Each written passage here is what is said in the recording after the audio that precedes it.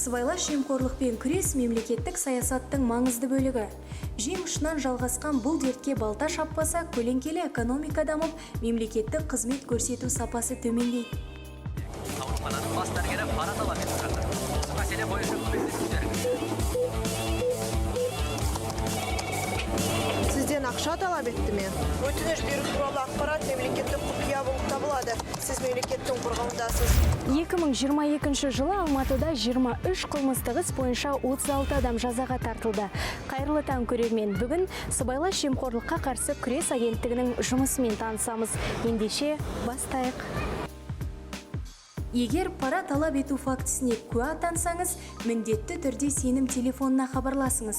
Диспетчер мамандар сауал қою арқылы аумақтық бөлімшені анықтап, ақпаратты жемқорлыққа қарсы қызмет агенттігіне жолдайды. Содан соң қызметкерлер хабарламада көрсетілген деректі зерттеп, арызданушыны бөлімшеге шақырып, мән-жайды анықтайды.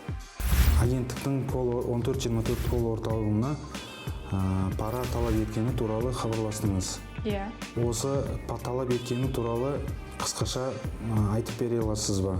Айта аламын. Сізден ақшаны кім талап етіп жатыр? Лауазымды тұлға. Қанша ақша талап етіп жатыр?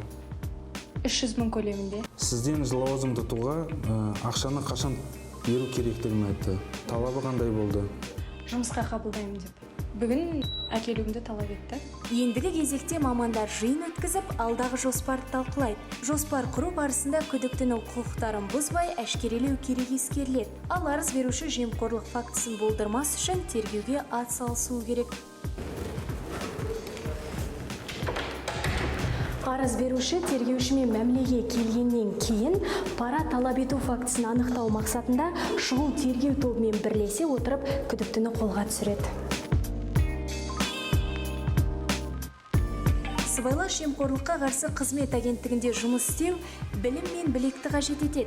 Әрі тергеушілер қырағы болуы тиіс. Күрделі қылмыстар бойынша керекті сараптамалар тағайындалады. Аталған сараптамалар бір айдан астам, бір айдың көлемінде жасалынады. Тергеу әрекеттері жүргізіледі. Одан жауап алу, куәлерден жауап алу. Қылмыстық процессуалдық кодексі бойынша қылмыстың тергеудің мерзімі 2 ай болып табылады. Сыбайлас жемқорлыққа қарсы агенттіктің мамандары адал мемлекет құру мақсатында аянбай еңбек етеді. Ал жемқорлықты болдырмау және тамырын жою сіз бен біздің міндетіміз. Ендеше адал мемлекет құруға талпынайық. Сыбайлас жемқорлыққа қарсы мәдениетті бірге қалыптастырайық.